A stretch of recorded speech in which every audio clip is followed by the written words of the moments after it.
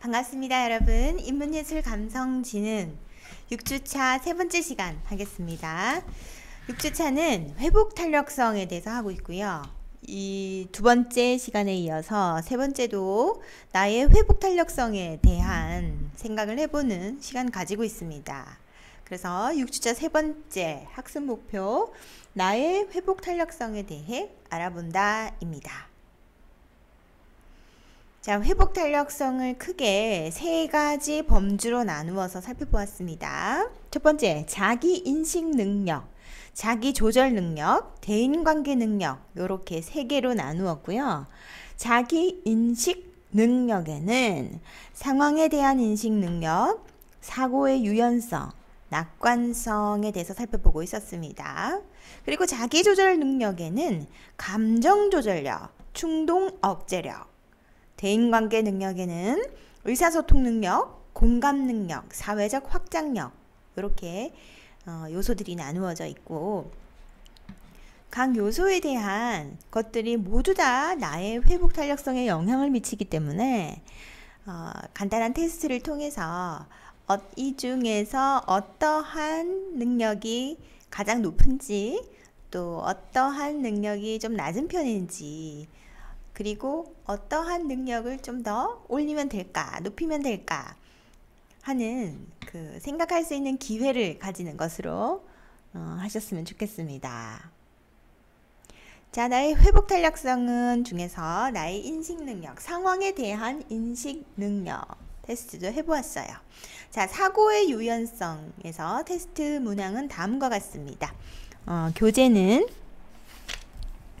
97페이지이기 때문에 거기 괄호되어 있는데 전혀 그렇지 않으면 1점, 3점은 보통이다, 5점은 매우 그렇다 로 표시해서 제가 문장을 읽어드리면 매우 그러면 5점, 전혀 그렇지 않다면 1점을 한번 옆에 괄호 옆에 써 보시기 바랍니다. 자, 시작하겠습니다. 사고의 유연성은 어떻게 되는지 테스트 해볼까요? 첫 번째, 나는 내 생각이 감정에 미치는 영향을 잘 알아채는 편이다. 저도 적고 있습니다. 두 번째, 친구와 갈등을 겪은 후에 내 생각이 맞았는지 되돌아보는 편이다. 전혀 그렇지 않다면 1점, 3점은 보통, 5점은 매우 그렇다. 자, 3번, 살면서 세상 일은 생각하기 나름이라는 말을 자주 느끼게 된다.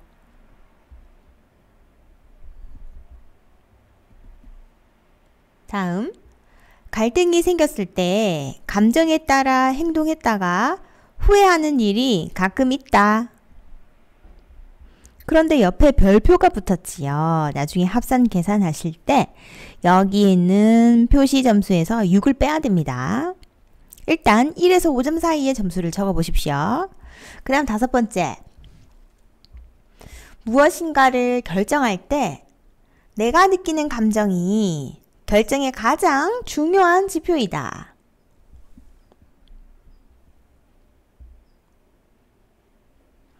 다음, 나의 삶을 되돌아보면 즐거운 기억보다 불쾌한 기억들이 더 많이 떠오른다.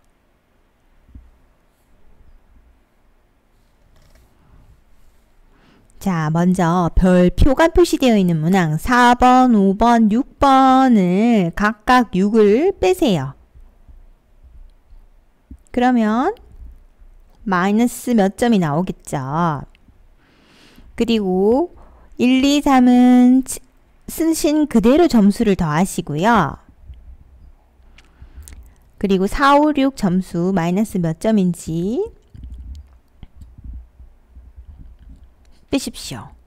그리고 전체 점수가 나옵니다. 그러면 앞에서 여러분 상황에 대한 인식 능력 점수하고 지금 방금 하신 사고의 유연성 점수는 어떠한지 비교해 보십시오. 같나요? 다르나요? 저는 같습니다. 여러분은 어떤지 궁금합니다. 자, 그 다음 상황에 대한 인식 능력 세 번째, 낙관성입니다. 여러분, 낙관적이십니까?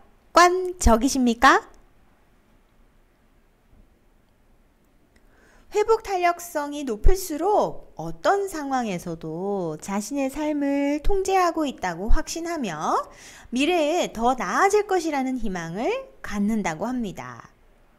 낙관론자는 신체적으로 건강하고 우울감이 낮으며 자신의 일에 몰입하는 경향이 있습니다. 낙관성은 자기 효능감과도 밀접한 관련이 보이는데요. 자기 효능감, 자기가 얼마나 잘할 수 있다고 스스로 믿는 신념입니다. 낙관성은 희망을 갖고 어떤 일을 시도하도록 동기를 부여하는 데 비해서 자기 효능감은 자신감을 가지고 일을 수행하도록 해서 어려운 상황을 극복하도록 합니다. 그러나 너무 비현실적으로 낙관성이 있는 것은 문제로 인해서 문제를 회피하도록 도와서 오히려 문제를 악화시킬 수 있으므로 자기 효능감이 뒷받침되어야 합니다. 자, 나의 낙관성은 어느 정도일까요? 전혀 그렇지 않다 1점, 3점 보통이다, 5점 매우 그렇다입니다. 교재 98페이지에 체크해 보도록 하겠습니다. 첫 번째, 누구나 열심히 일하면 결국 보답이 있을 것이라고 생각한다. 몇 점이십니까? 두 번째, 어떤 상황에서든 내가 노력하면 해결할 수 있다고 믿는 편이다.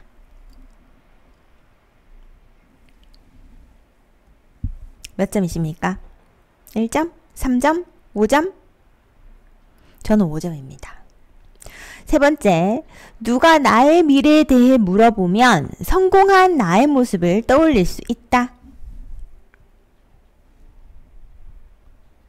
다음, 어떤 일을 할 때 주변 사람들이 부정적인 평가를 할까봐 걱정하는 편이다.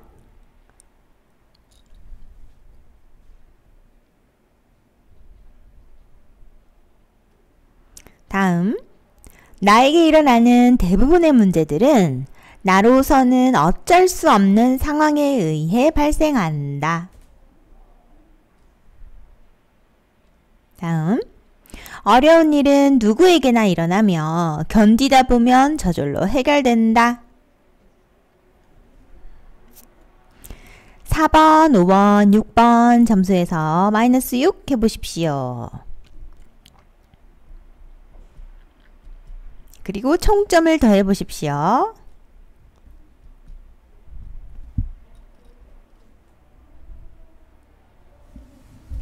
몇 점이십니까?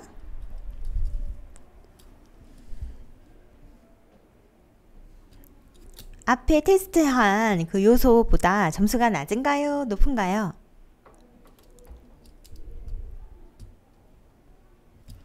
자, 그 다음 해보겠습니다. 자기조절력입니다. 자기조절력에는 감정조절력, 그리고 충동 억제력, 이게 두 가지가 나옵니다. 먼저 감정조절력. 감정을 조절하는 것은 부정적 감정을 억압하는 것이 아니라 긍정적이든 부정적이든 감정을 억압하지 않고 적절하게 표현하는 것이 건강한 감정 조절이다. 분노는 자기가 원하는 것을 주장하도록 하고 재미있게 공부하고 일할 수 있는 것도 즐거움 같은 감정의 힘입니다. 미래에는 인내보다 창의성이 더 중요하며 창의성은 고정관념에서 벗어나야 가능한데 긍정적 감정은 고정관념에서 벗어나게 해서 창의성을 높일 수 있습니다. 그래서 긍정적 감정을 일으키는 영화는 촛불 문제를 더 쉽게 풀어낸다고 합니다. 자, 그 촛불 문제와 해법, 여기 그림이 나와 있는데 99페이지에 이어 있습니다.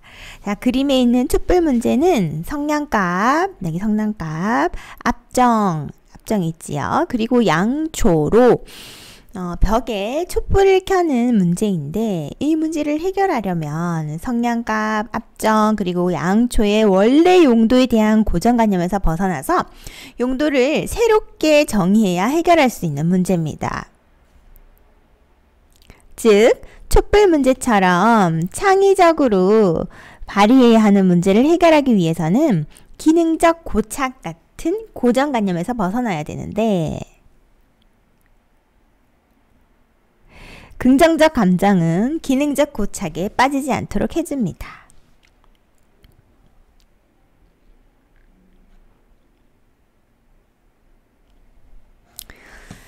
자, 그리고 예쁘게 포장된 사탕으로 긍정적 감정이 일어났으면 타인에 대해 더 긍정적이고 고정관념을 덜 보인다고 합니다. 긍정적 감정은 일의 의미를 외적 보상보다 바람직한 내적 가치에서 찾게 되는데요. 예를 들어 사탕 한 봉지로 긍정적 감정이 일어났다면 의사 직업의 의미로 높은 연봉보다 아픈 환자의 치료 같은 내적 동기를 가질 수 있는 거와 같다라는 겁니다. 이러한 결과는 타인에 대한 고정관념이나 물질적 가치의 추구가 부정적 감정의 결과일 수 있으며 감정을 잘 조절할 수 있다면 부정적 고정관념과 물질에 대한 욕구에서 벗어날 수도 있다. 나는 감정 조절을 얼마나 잘할까? 테스트 해볼까요? 첫 번째, 나는 친구나 가족과 갈등이 생겼을 때도 내 감정을 잘 조절하는 편이다. 괄호 옆에 점수 적어보시고요. 다음, 상대방의 행동 때문에 불쾌한 감정을 느끼면 먼저 나 자신을 되돌아본다. 토론할 때 친구가 나의 의견을 반박해도 크게 개의치 않는 편이다. 새로운 일을 해야 할 때 의욕을 느끼기보다 스트레스를 많이 받는 편이다.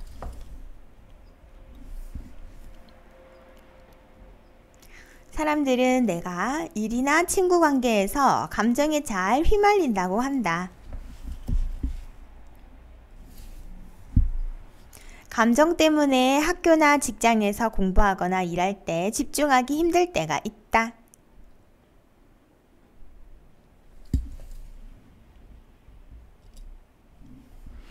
(4번) (5번) (6번에서) 마이너스 6 해보시고요.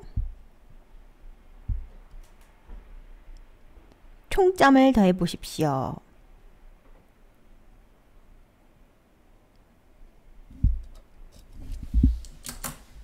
재미있는 결과가 나오네요.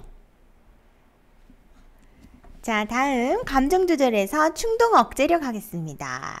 충동 억제력은 당장의 감정이나 욕구에 휘둘리지 않고 앞으로 일어나게 될 결과를 예상하고 대처하는 것을 말합니다. 마시멜로 실험에서 우리가 알 수 있는데요. 충동을 통제한 아이들이 교우 관계가 좋고 성적이 우수하더라. 충동 억제를 잘 못하는 사람은 처음 떠오른 생각에 기반해서 충동적으로 행동해서 잘못된 결과를 일으키는 경향이 있더라. 충동 억제력은 자율성이나 긍정성과 균형을 이루어야 건강한 특성이 됩니다. 자신이 좋아하거나 선택한 일이라서 충동을 통제한다면 건강한 것이지만 경쟁적 환경에서 우월한 지위를 차지하려고 참아야 한다면 문제가 됩니다. 충동 억제력이 높은 한국인은 국가 간 학력평가에서 최상위권이지만 내재적 학습 동기나 자기주도적 학습 능력에서는 매우 낮은 수준을 보이더라. 높은 학업 성취를 보이지만 스스로 흥미를 느끼거나 자발적으로 공부하는 것은 아니라는 증거입니다. 같은 일이라도 자신이 선택했을 때 흥미가 생기므로 자율성에 기반한 충동 억제력을 키워줘야 하고 현재를 희생하고 미래를 꿈꾸는 환상에서 벗어나 지금 여기에서 행복할 수 있는 방법을 찾아야 합니다. 앞으로 살아갈 세상에서는 목표에 누가 빨리 도달하는지보다 삶에서 얼마나 기쁨과 행복을 살았는지를 더 가치 있게 여길 것입니다. 나는 충동을 잘 억제하는 편인가 테스트 해볼까요? 첫째, 당장 해야 할 일이 있으면 나는 어떠한 유혹이나 방해도 잘 이겨내고 할 일을 한다. 두 번째, 내가 선택한 결과가 만족스럽지 않더라도 그러한 선택을 후회하지 않는 편이다.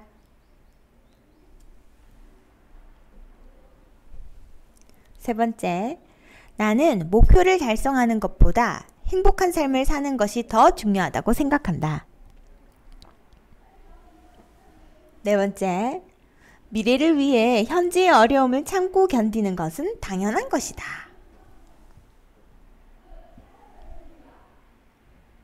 다음, 평소에 용돈의 소비나 지출에 대해 따로 계획을 세우거나 하지 않는다.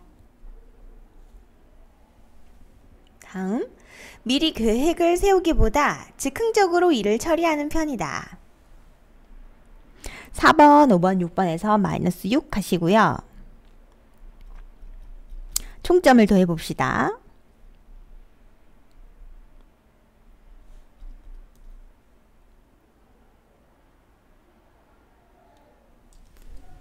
앞서 테스트한 결과 중에서 저는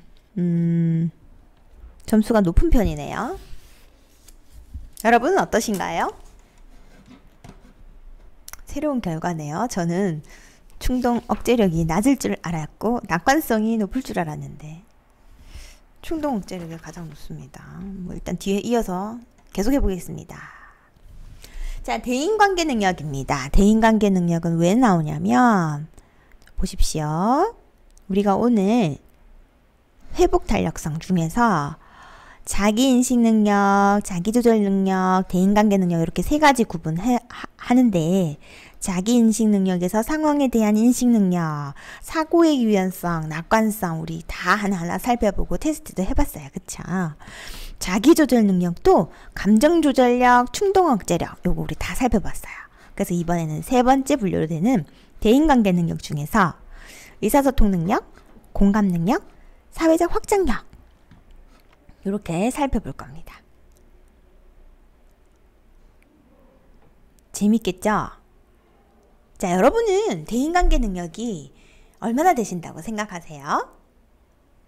대인관계 능력 중에서 의사소통 능력, 사회적 확장력은 어느 정도라고 생각하십니까? 한번 볼까요? 자, 의사소통 능력. 인간관계를 하고 있죠? 우리 누구나 다 인간관계를 하고 있습니다. 사람은 혼자 살아갈 수가 없지요. 인간관계는 행복을 가져다 주기도 하지만 불행을 일으키는 근원이기도 합니다. 여러분 그렇게 생각하시나요? 행복한 가정은 안식처이지만 갈등이 많은 가정은 블랙홀입니다. 바람직한 인간관계는 저절로 이루어지는 것이 아니며 효과적인 의사소통 능력에 달려있는데 의사소통 능력은 선천적인 것이 아니라 배울 수 있는 것입니다.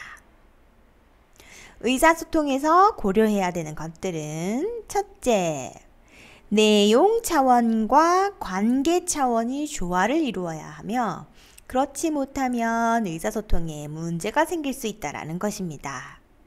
예를 들어 교사가 다음 주까지 1장을 읽고 요약해와라 했을 때 상대방이 어떻게 너한테 그렇게 말할 수 있어? 라고 했다면 이게 의사소통에 문제가 있는 거죠. 내용 차원과 관계 차원의 조화를 이루어야 됩니다. 그 다음 둘째, 대화에서 비언어적 단서에 민감해야 효과적인 의사소통이 가능합니다. 비언어적 단서로 관심이나 동의 같은 의미를 전달하며 이에 대한 협응이 일어나야 합니다. 대화를 하다가 말이 끝났을 때 상대방을 잠깐 쳐다보는 행동, 비언어적 단서에 민감해야 된다는 겁니다. 셋째, 의사소통에서 중요한 것은 대화의 내용보다 대화의 태도입니다. 대화에서 상대방의 말을 받아들여주고 공손하게 대응하면 대화하기 편한 사람으로 인식되어 이러한 태도는 언어뿐 아니라 비언어적 수단을 통해서도 표현됩니다. 친구를 잘 사귀지 못하는 사람은 따뜻함이나 관심을 비언어적으로 표현하는 데 서툴 수도 있습니다. 나의 의사소통 능력은 얼마나 뛰어날까요? 한번 테스트 해볼까요? 첫 번째, 나는 분위기나 대화 상대에 따라 대화를 잘 이끌어갈 수 있다. 내가 어려운 일을 부탁했을 때 사람들이 호의적으로 응답하는 편이다. 세 번째, 나는 대화에서 상대방의 비언어적 메시지를 잘 찾아내는 편이다. 나는 윗사람과 대화하는 것이 부담스럽다. 나는 대화 중에 다른 생각을 하느라 대화 내용을 놓칠 때가 종종 있다.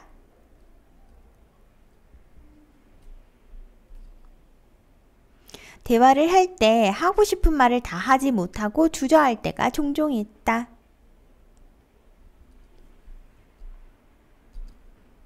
4번, 5번, 6번에서 마이너스 6 해보세요. 그리고 점수를 더해보세요. 재미있는 결과가 나왔나요? 자, 그 다음 넘어가겠습니다. 점수는 중요하지 않습니다. 네, 저도 너무 재밌네요. 공감 능력입니다. 공감 능력. 자, 대인관계 능력에서 공감 능력은 중요할까요? 중요하지 않을까요? 좋습니다. 공감 능력이 뛰어난 사람은 표정이나 어조 같은 비언어적 단서에 상대방의 생각이나 감정을 잘 파악하지요. 그래서 상대방의 입장을 고려하기 때문에 친밀한 인간관계를 유지합니다. 인간의 공감 능력은 어떻게 가능할까요? 공감 능력은 우리 뇌에 거울 신경이 있기 때문에 가능하고 이것은 우리 뇌가 근본적으로 사회적이며 공감을 통해 서로 소통하고 이해할 수 있음을 보여줍니다. 둘째, 상대방의 관점에서 세상을 바라볼 수 있는 마음 이론이 발달해야 제대로 상대방에게 공감할 수 있습니다. 공감 능력이 잘 발달되지 않았더라도 상대방의 생각과 감정을 이해하려고 노력한다면 공감 능력이 어느 정도는 향상될 수 있습니다. 나의 공감 능력은 첫째, 나는 상대방의 얼굴 표정을 보면 어떤 감정인지 대충 알 수 있다. 사회적 상황에서 사람의 행동을 보면 그들이 어떤 생각을 하는지 추측할 수 있다. 매우 그렇다. 오, 전혀 그렇지 않다. 1점. 세 번째, 부탁을 하기 전에 상대방이 어떤 감정인지 먼저 파악하는 편이다. 나는 사람들이 보이는 감정이나 행동을 때로 이해하기 힘들다. 친한 친구나 애인 혹은 배우자로부터 당신은 나를 이해 못해 라는 말을 종종 듣는다. 동료와 친구들은 내가 자기 말을 잘 듣지 않는다고 한다. 자, 계산해 볼까요? 재밌습니다. 이렇게 하나하나 테스트하면서 내가 어떤 사람이지? 라고 생각하는 기회를 가지고 있는 거죠. 자, 마지막 사회적 확장력. 자신이 혼자가 아니라 세상과 연결되어 있다고 느끼는 것으로 사회적 확장력이 높으면 타인과의 관계 속에서 자신을 이해하는 경향을 보입니다. 사회적 확장은 유아기 때 엄마의 긍정적이고 무조건적인 사랑을 경험하면서 자아가 확장돼서 엄마를 자아에 포함시키면서 시작됩니다. 진정으로 친밀한 관계는 나라는 범주를 확장시켜 상대방을 포함할 때 가능하며 사랑도 나의 확장이라고 할 수 있습니다. 상대방에게 긍정적 감정을 느끼면 상대방을 자아의 범죄에 포함시키게 되어 개인적 정보를 공개하고 그 과정에서 더 친밀한 관계가 형성됩니다. 회복 탄력성이 높은 사람은 사회적 확장력이 커서 타인과 자신을 하나로 여기며 더 깊은 인간관계를 형성하고 유지할 수 있습니다. 여러분의 사회적 확장력은 어느 정도인가요?